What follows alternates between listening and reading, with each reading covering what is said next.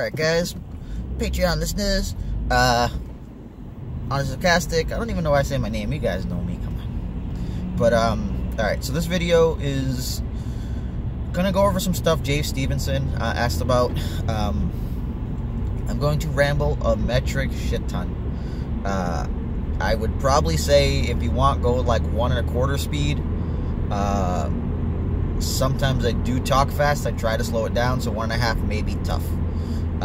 But go for it. I don't know. You can try 2 times speed if you think you got the listening capability. Now, so we're going to talk about Nightsister. And I don't have some sort of progression from, alright, you know, early to late to whatever. I guess I'll just try to kind of give scenarios that are a bit more frequent and like reasons I would do stuff, not do stuff. But the breakdown goes, so part of it is based on my hand. So now, let's say my hand has access to something like a leadership.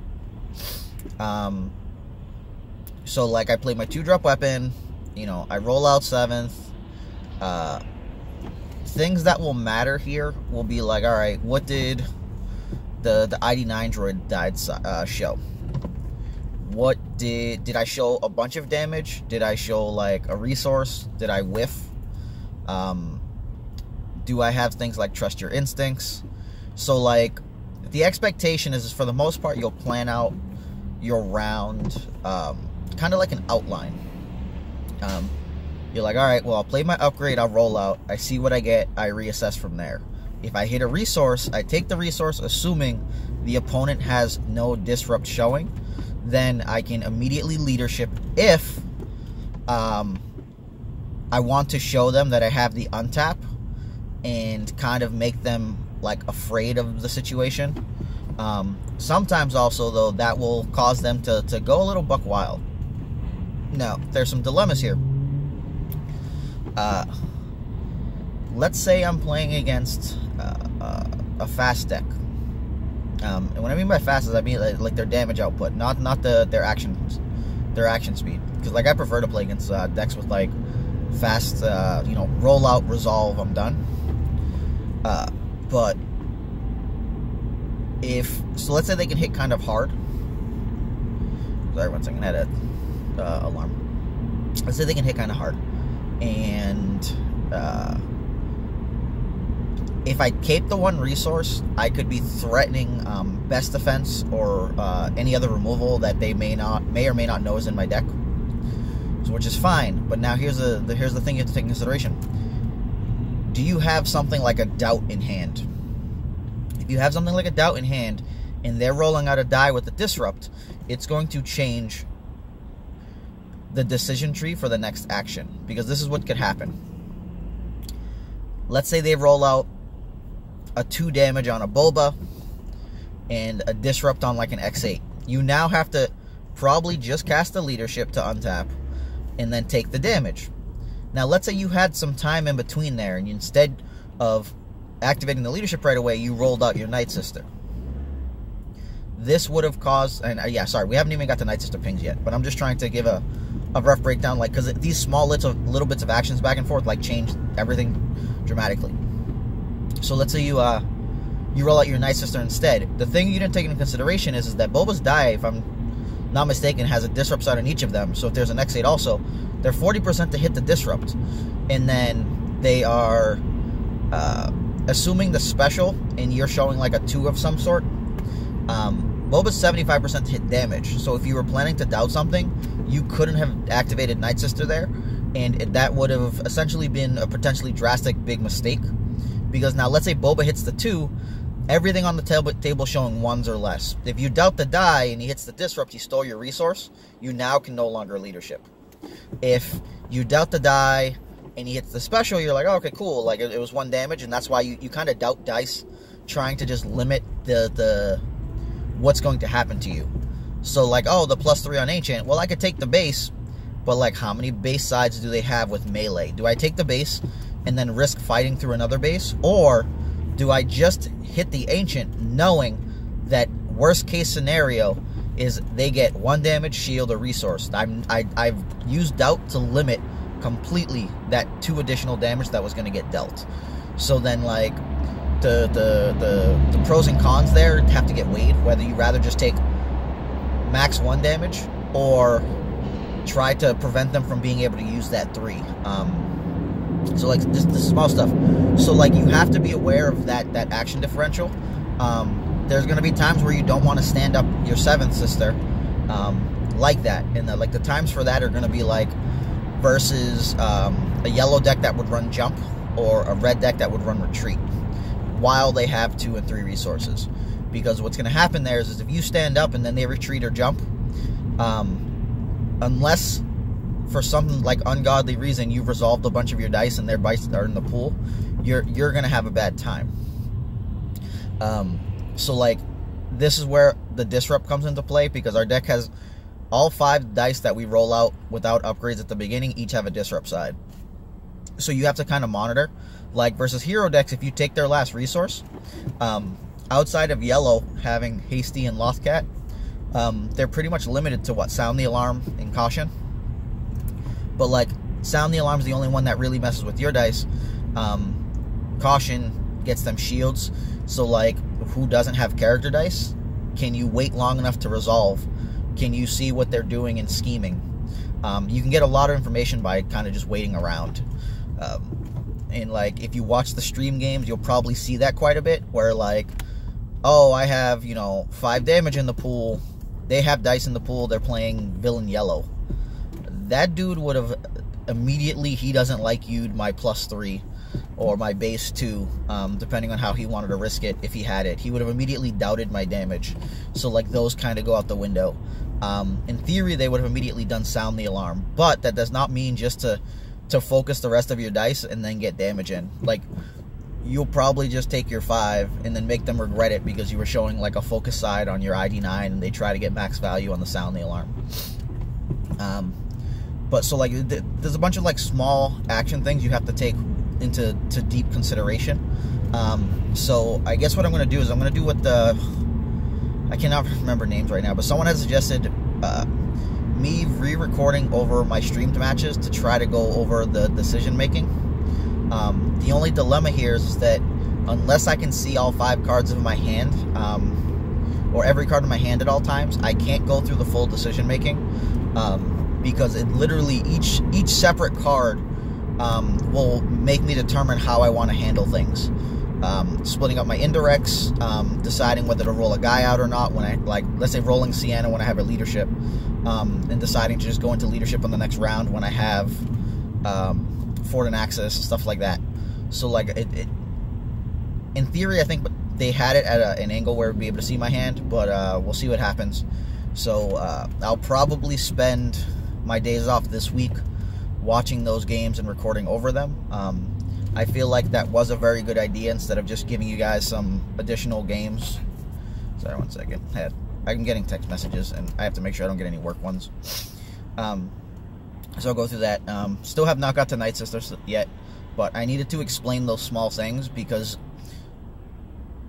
each of those things was in reference to a doubt. And now Nightsister is essentially akin to a walking doubt or hidden motive, or it's just like the unpredictable, essentially. But each of those is an actual card, so that they have better things going for them. So, like, when you're looking at dice, you have to just be 100% aware of the actions you needed to have taken before you got to that stage. So it's not like, oh crap, I wanted to leadership, they hit damage, I Nightsistered the damage, and then they ate my resource, and now I can't leadership. This is bullshit. And it's like, no, like, you were the one who rolled out your Nightsister. You were the one who took the resource, knowing their next action would be to roll out. And now, if you wanted to Nightsister the damage, you can't, because you need to spend the resource. So, like, this is going to be stuff that's 100% on you in your decision tree in determining what the expectations of the opponent are. Sure, you do not know that they're going to roll the disrupt.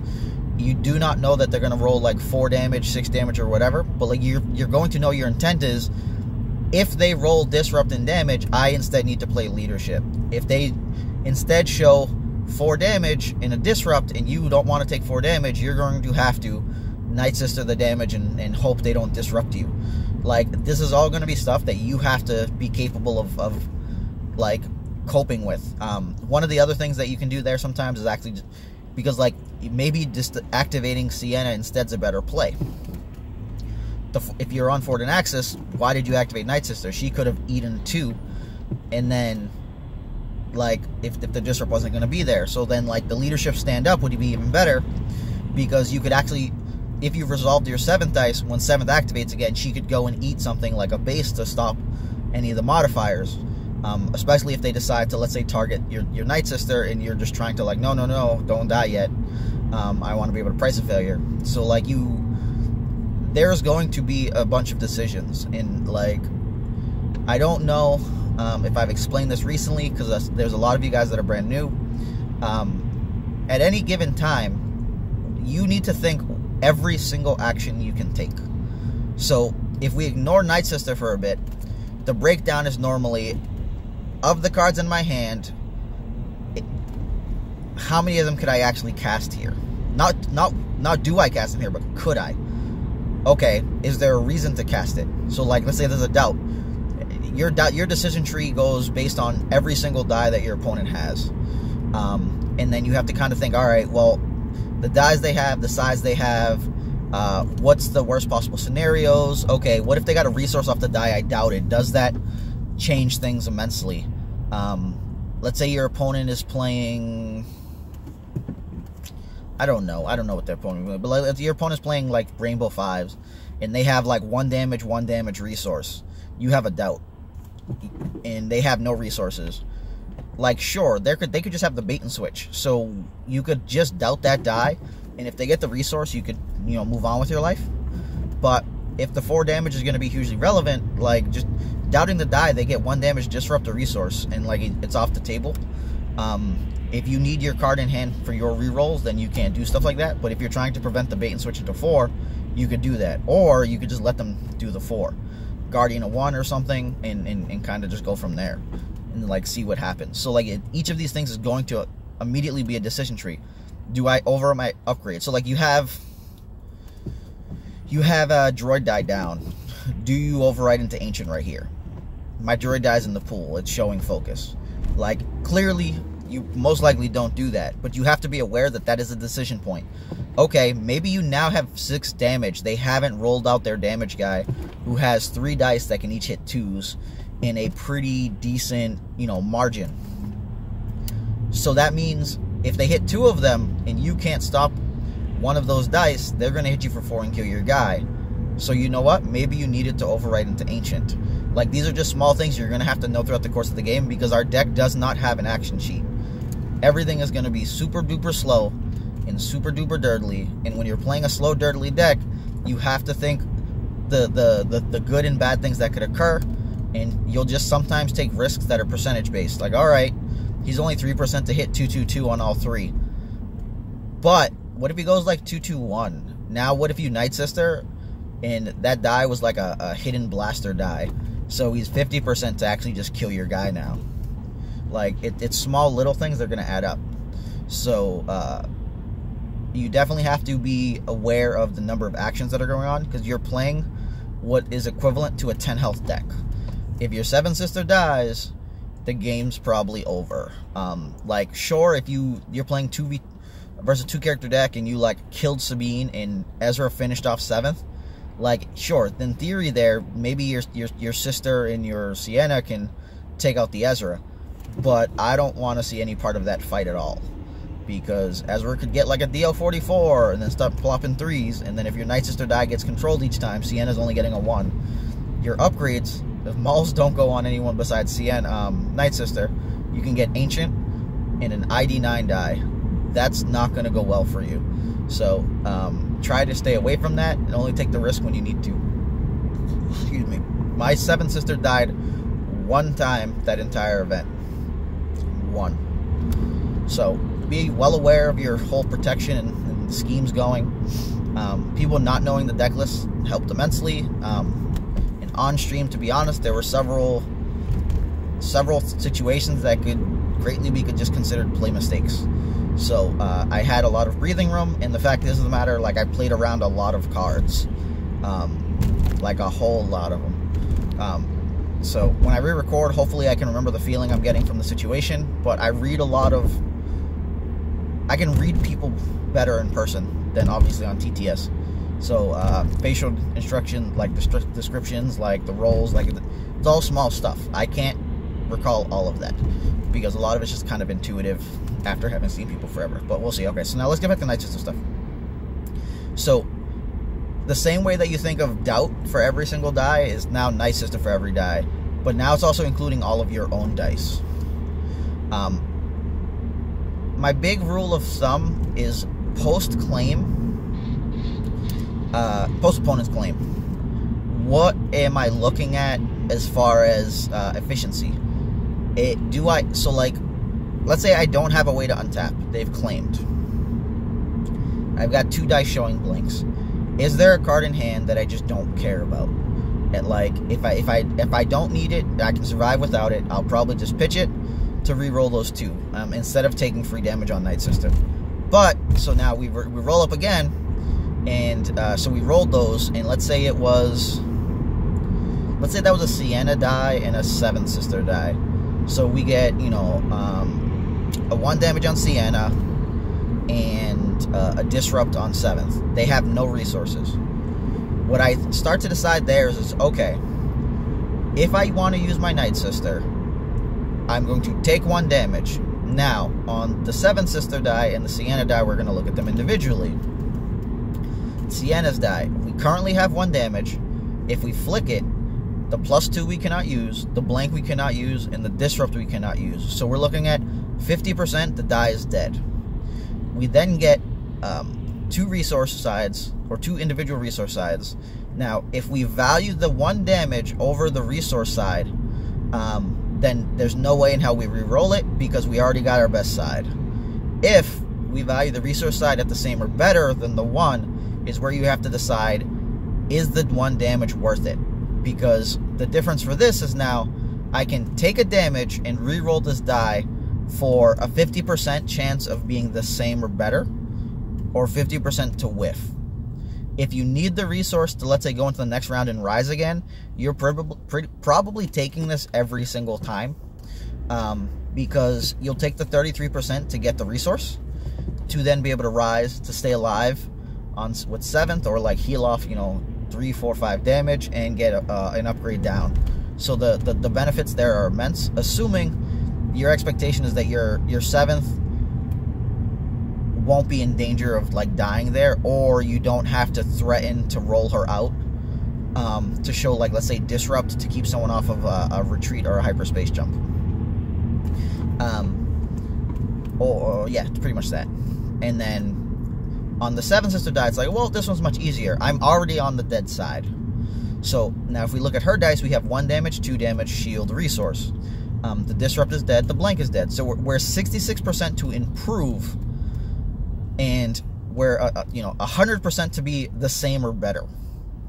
So don't necessarily think too much on this 100% to be the same or better. It's just we cannot get worse than this.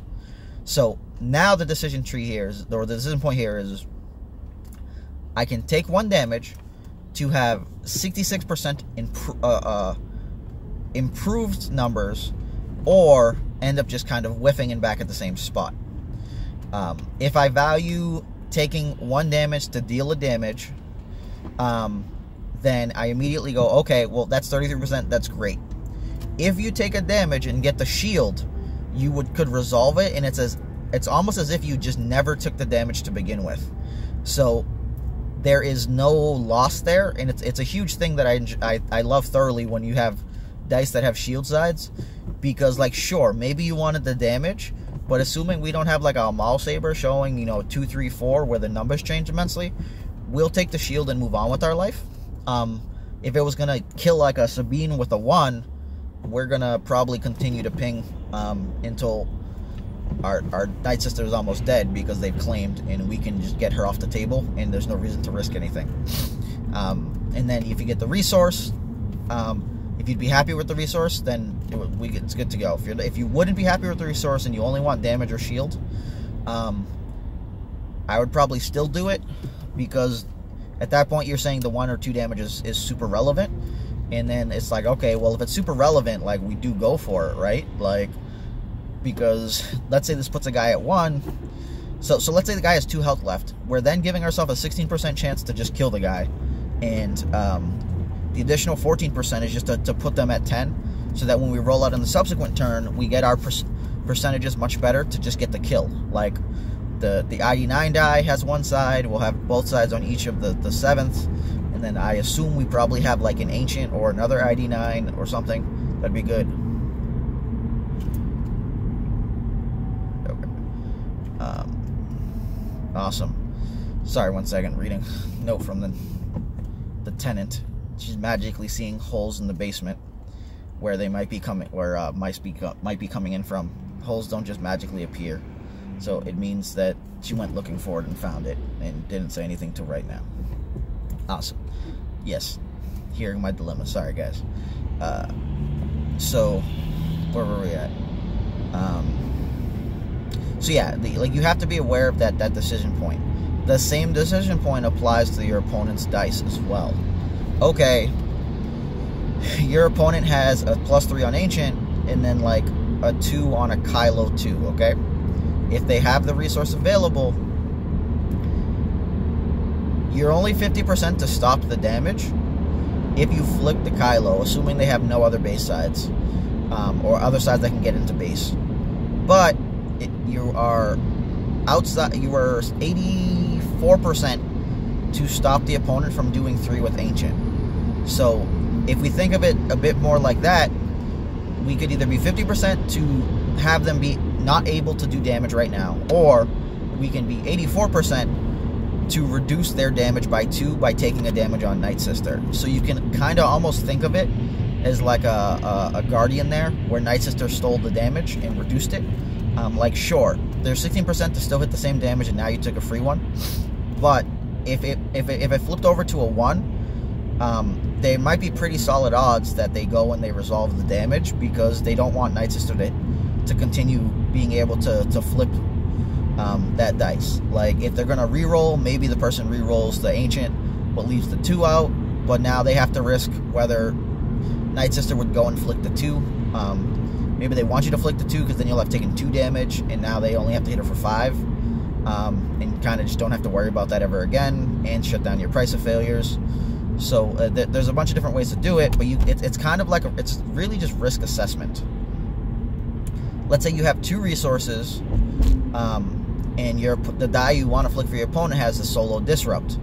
If you only have 1-cost cards in hand, you don't need the resource, then you're kind of like, oh, that's fine. You can kind of adjust accordingly, because if they disrupt one, you're still fine. If you only have 1 resource available, you already have, like, let's say a Maul Saber down, you don't have any 1-cost in hand, or you have 1-cost in hand, you don't care about playing, then same thing. Like, you're not really afraid of a disrupt side, so like it's fine. You can cope with it. So just like it's the small things that add up, and people don't take these into consideration with things like Nightsister. Oh my god, I hate this. Okay, sorry, I was looking at my pants. Went to get the tire thing done, and they have this big dog, and it sat there and drooled on my leg as it like brushed by. It just left like a swarm of drool. Went in the bathroom, cleaned it off, but now I've got like napkin, tissue, not toilet paper, paper towel, like residue lodged in my pants. It's a great time. So yeah, sorry, I'm complaining because I'm just not a good time right now. So it's kind of really hard to really be like, oh, you always do it here, you always do it there. No, this is going to be your decision, and it's very akin to like where you would doubt or kind of hidden motive. Hidden motive is a much safer play as far as, alright, you just name the side you really don't want to see. And if you hit it, the die dies. Whereas with Nightsister, you're taking one to leave the die with them. There are a lot of really good situations, though, against a lot of decks where, because people are limited with rerolls very often, or they've rerolled a couple times already, the Nightsister becomes a big pain in the ass. Because a lot of people want to, or they kind of feel the need to be able to threaten you with removal. And if they get rid of the last card in their hand, you know for a fact that they can't do anything anymore. So like, if let's say opponent rolls out 6 dice and he hits a 2 on one of them and all the rest are junk, I probably won't Nightsister the 2 there, because what ends up happening is if you Nightsister the 2, you clearly know they're going to re-roll the other 5 dice because they're garbage. So whether the opponent has 4 cards or 3 cards or even 1 card, as long as they don't have 0 cards, you like Nightsistering that 2 is just like, it's a waste of space. Like, there's just no reason to do it. Take your 2 damage and move on with your life. If it's a 3, it's a different ball game. So like, let's say that was a pure OB3, no resource cost.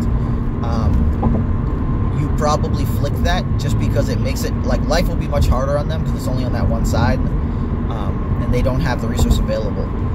So flicking the die could take a bunch of rerolls to make that turn back into anything viable, whereas a lot of other dice, it's just like, you know, flicking a 2 is just kind of like, it's not very efficient. If you hit the 2 and then they get like a 1, sure, but there's just better odds that they'll reroll it, almost no matter what side it's on, just because the other dice are terrible. So they might want to take the higher upside on finding the 2 damage. If they left it there as a 1 after you flick, it's like, okay, but now like there's always some risk going on with, will they now go try to take out the Nightsister because they have 6 dice that in theory might be damage based. So like, you have to kind of just be aware of that. Like, the closer you put her to death, the more inclined the opponent might be to just try to take her off the table. And even though we're not super like, oh my god, we must protect Nightsister, if she goes away, you only to price of failure, you have to sack Sienna. If you have to sack Sienna for a price of failure, then your leaderships and best defenses are now dead. I don't particularly have an issue with price of failure in Sienna, but if Nightsister is already dead, when you do it, it has to be 100% worth it.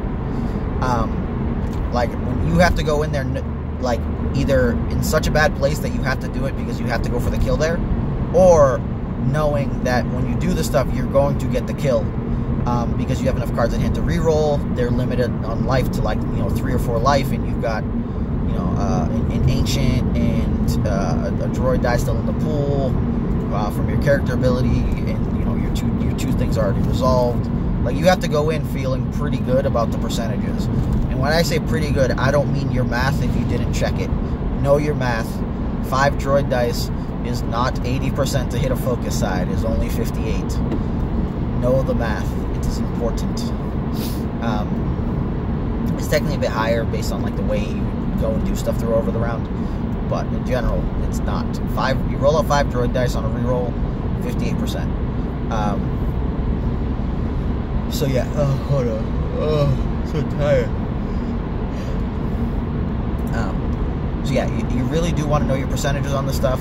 Nightsister is great and amazing, but she's not a use in every single situation. Oh, you have 4 cards in hand. You already have your upgrade down. Your opponent's 7th Sister Tarkin, natural roll to 2 discard. You have to, like, kind of look at your hand. Can you just afford to lose 2 of the cards? Like, sure. Like, think of the worst 2 you could lose. Can you still cope?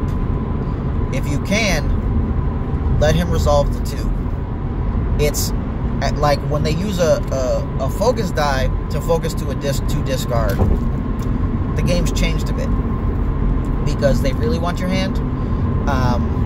And if you flick the die, assuming that you're not going to be immediately in danger of, you know, potentially, like, losing the game due to it, or them then resolving damage to go kill Nightsister, you have to kind of gauge where you're at with this, especially if you were setting up for a price of failure, and then you flick that 2, and then they just go and kill Nightsister with their damage. Like, it's not going to be good for you. So you just kind of you always have to know what the expectation of their next action is, based on what's going on, as well as kind of throughout the round. Like I said, they have 6, 7, 8 dice. You're not going to sit there Nightsister at 2 damage, because it's going to pull up wherever, and they're going to re-roll. And your best bet is that they've resolved the 2, they re-roll, and then, okay, now how many cards left in their hand? Now if you hit a 2, it changes things because they're post the reroll, so they would have to then pitch another card to reroll again. So like that's where it starts to change. Oh, sorry guys. That's where it starts to change because their percentages for rerolling the damage or whatever get lower. They probably already hit your 7th Sister for 2, so now you're splitting damage off like it's Guardian. Whereas if you flick that first one to begin with, then when they reroll, if they roll like 6, now they just might kill your Nightsister, and you might be really content with that. That's maybe something you want. But if instead you got out of the round with, let's say, 4 damage on 7th and like 2 or 3 on your Nightsister, like that might just be the better conclusion than your Nightsister dead and your 7th Sister full health. Depending on what's going on, what you're playing against, how much damage you can get out, yada yada. Like if you round 1 mauls and you're sitting on the leadership and you get them to go kill your Nightsister and you've put like 5 or 6 damage into them, you might go into the next round and actually just kill their guy and untap and maybe kill the second guy. So it's some big different things that are going on there. So like it's just really not easy to be like, oh yeah, use Nightsister in these plays. You really just have to think like, all right, is it worth it here? Do I want to stop the 1 damage? What's the benefits? What's the downfalls? There are plenty of times where I'm like, I'm going to take 2 damage here because if I Nightsister this and this dude pulls Disrupt, then I get disrupted. I can't rise again next round. And the rise again would give me, Jesus Christ, phone.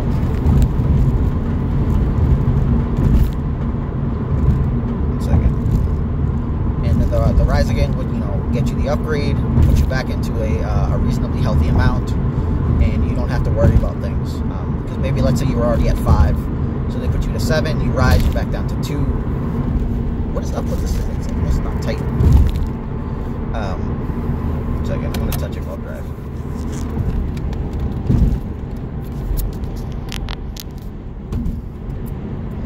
Alright, looks good enough. Sorry, I lost track of thought. So yeah, just be well aware, like, because there's decision trees is not as simple as this is the position I'm in, do I Nightsister or not. Like, all of the steps you took to get there matter a whole lot. Every single decision of activating, the order you're activating, if you ping now, ping later, what's going on, like, it's all huge. And for each time you put a damage on Nightsister, you really can't get that back. Oh my god. 1 second.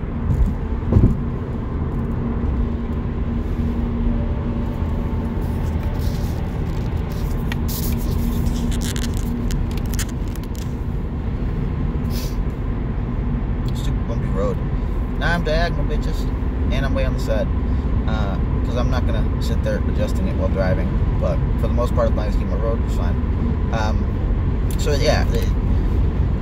Now, the times you guys see me go crazy with Nightsister, there's usually some huge intent. Because I don't go crazy every single time. You've seen it on stream. I kind of just sit around, and people are expecting me to like go obscene and try to kill the guy round 1. And what's the risk aversion and things like that I have to take? A lot of time I won't sit there and go risk it if I don't need to.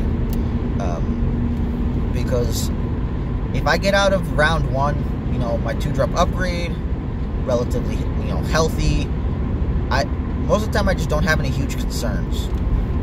Like versus Sabine, she needs to die. Tarkin 7th, I don't need to go crazy and kill them. If I'm giving the opportunity, I'm going to go crazy and attempt to kill them, though.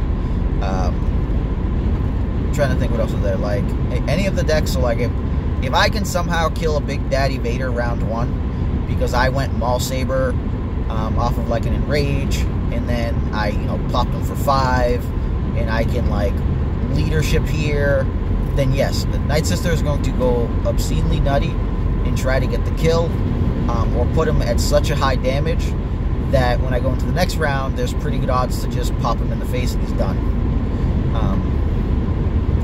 So, like, don't go in thinking, oh, I got to do this in the first round. Like, we just call it OTK because, like, in all the other games, a turn is when you do all your shit and then kill somebody. So there's a bunch of ways to kind of think of this in spirit. After your opponent claimed, you're taking a bunch of actions in a row, and they're not doing ever jack shit. So that could be a turn to me. We could be, if we're talking about rounds, so we could have called it orc. Oh, 1 round kill. Like, doesn't actually matter for the name, but like realistically, when you resolved dice in your 1 turn and kill the guy, we didn't say first turn kill. We just said 1 turn. So like technically every deck gets that 1 turn kill. When the turn that they kill a guy, it's a 1 turn kill. I guess mill deck doesn't get that. But so like that's the technicality, shit doesn't matter. Oh my god.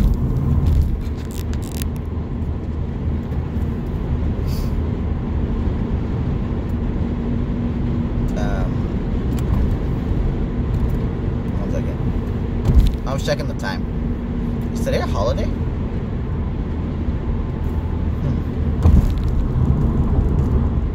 Today is a holiday. No, that's next week. President's Day is just next week. Never mind. Nightsister. So yeah, Nightsister's there to make stuff very efficient. Let's say you have a 7-sister die showing a blank, you've resolved all your other stuff. I might take 1 because I want the pure profit at the 84% clip. Because if the opponent has a resource, then I don't care what I get on a 7-sister die. As long as I'm getting something that's not a blank, I'm fine taking it and resolving it, because this is under the concept that A, taking the damage doesn't put me in a super bad position. B, taking the damage doesn't get a kill here. Then yeah, like I'll probably just go and do it. If I need that health though, because like let's say Nightsister's at 4 damage, and all of their dice can only do 2 damage max, I may not take the damage. Because then that gives them the opportunity to go and just clip her off the table with a single die. Whereas if I left her alive, I might be able to resolve her die, then poke something, then maybe they kill her to shut off price of failure, or I get to go do whatever damage, they put her 2, I price of failure, blah blah blah. So you just have to keep the decision tree becomes obscene, and you kind of have to consider things at every time as you play through it, and you get used to like the risk assessment. You'll start to be able to, the decision tree won't be so crushingly horrifying. But at the beginning, I want you guys to think about every single die. It's going to take you a really long ass time to get it down. But the reason you want to do this is because there are going to be some really weird plays sometimes that you didn't think about, because you're like, well, I only resolve it when when they're showing 2 or 3 damage, or after they claim or whatever. And it's like, no. Sometimes there's just some silly thing you want to do. Because you want to go for it. Like, sometimes you just go for it, but like you want to know why. So like in round 5, I played Ed Chen. He was on speed Yoda, and what did I have? I think I had like an ancient showing like a +3 or something. And my Nightsister took 6 damage to try to turn. Oh no, that's what it was. Sienna was on a +2, and I think my Nightsister took like 6 damage trying to flip her die to a range side, because I had, what did I have? I had at the +2 in Sienna, I think I had the ancient on like a +3 or something. I may have had a 7-sister die, and no, it wouldn't have been a 7-sister die and a +3. I think I just had the +2 showing, and I had some other stuff, like maybe a 2 damage and a 1 damage or something. No, I didn't have that either. Yeah, no, that's what I had. Actually, I don't even know anymore. But anyways, she flicked her own die 6 times and could not hit a ranged, and this was after the opponent claimed. So because of that, I went into the next round with like a bunch of damage on 7th. My Nightsister almost dead. And then just in a really bad spot. The next round came around, and what actually happened was he smashed my 7-sister to like 7 damage. He killed my Nightsister, and I actually went and killed, I think, a 3 shield Sabine. One second, let me move this real quick, because this is pissing me off. Alright, partial turn. Yeah, gotta get it ready for the next time, that's why. Sorry, guys. Okay. So then, yeah, so...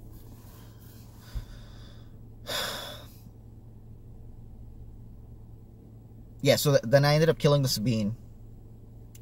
Went into the next round fighting Yoda, who had no damage upgrades. I think he got like an X8 down. They believe I controlled it. No,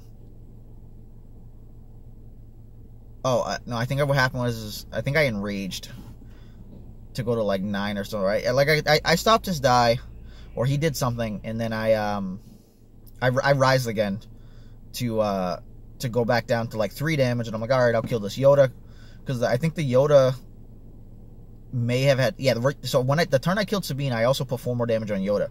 So Yoda only needed to take 6 to die, and I had a Maul's lightsaber down. So I'm like, got this in the bag. He was able to, or he rolled out, I rolled out, he hyperspace jumped because I showed lethal on Yoda. I knew he had the jump, and I had access to like ancient lightsaber, so I could have went like ancient lightsaber, then attempt to roll, but because I had a very good feeling he had the jump, I was willing to take the risk that he maybe controls my die, but then I could spend my round flipping the 7th die, other 7th die to get base to try to kill the Yoda. I mean, to just try to hit him to real low, because then any other guy, then the Sienna with a 1 or an ancient or something could get a kill if need be, but I'd probably lose to him shielding. So we get to that point, he like, all right, we go into the next round again, he like hits my guy. Oh no, okay, so that's what happened. I didn't have resources there. I had like almost none. But because he ended up jumping, I got to 4. So then he, I think he cast something. I enraged. He did whatever. I took damage. God damn it. Sorry, I can't remember the shit at all. But like the breakdown is that because he jumped, I got to like 4. I was able to resolve a resource and then rise again to stay alive and bring an upgrade over. I think I got like an ancient or something, but like he was fighting tooth and nail with the Yoda, and he got me like for 5 one time, because he had like Maz goggle and he focused stuff over the damage, then hit my guy. So like we were fighting back and forth, and like I couldn't get the damage to kill him, and then I got like a second rise again and cast it, and then the game pretty much ended there, because I think I best defensed his damage. But like it was kind of crazy. But he fought tooth and nail with it, and I took the shots I could take to come back in the game and win. But like that would have been the time that odds let me down immensely. There was another time in top 4, but the opponent ended up scooping just because his guy had like 9 damage on him, and I just needed to show 1, and he just wanted to be he just wanted to manipulate and kind of be like annoying. But like it was funny because I rolled like 4 or 5 times and I could not get damage, and then he just scooped because he was just like, dude, no, I can't put you through this, because I was about to bitch my 6th card. I had Trust Your Instincts and whiffed as well, to try to kill his guy, and he was just like, what? No, yeah, let's just go to the next game. Like this is crazy. But odds are not always there. They're gonna fail you at times. So like that's why you need to just be aware. You're not like pretty good odds doesn't mean guaranteed, and at some point you kind of have to hit the eject button. You have to know, am I willing to take 6 Nightsister pings here, or am I willing to max that out 2, and am I willing to max out 3? Is this percentage worth it to me? And go from there. Like sure, maybe you hit that 2 on that first reroll and you're like jackpot, but what if you only were able to ping twice and you needed the 2 to get the kill, and you had multiple base sides or whatever? Was it worth it? Would it have made sense? Like, if the guy's a high profile target, then like sure, maybe you go for it, but that's only 30% to get the kill off of the 2. If you could get the kill on any damage, then the 55% with 2 pings is definitely worth it, because you end up with like 78%, something like that. And I think you'll take 78% to like win a game all day. So but I'm going to stop this video here. It's like 44 minutes long. I talked a bunch. I don't know what won't be helpful. I'll try to record over those matches. I have tomorrow off. I do know... Oh, I know, I actually got this tire switched, but I guess sometime this week I'm going to buy another new tire, so I have 2 in the front. But as an update on that second tire, the thing we hit, pothole, tire dead, tire's gone, ridiculously. It's obscene. But all right, I'm going to stop here. Thanks for listening, guys. If you guys have questions, just ask, and I can try to make like another update video or whatnot when I have time. But this was my car ride in, and the life's kicking me down a bit, but we'll see how this goes. I'm expecting house breakdown stuff now, but that's life. Deuces.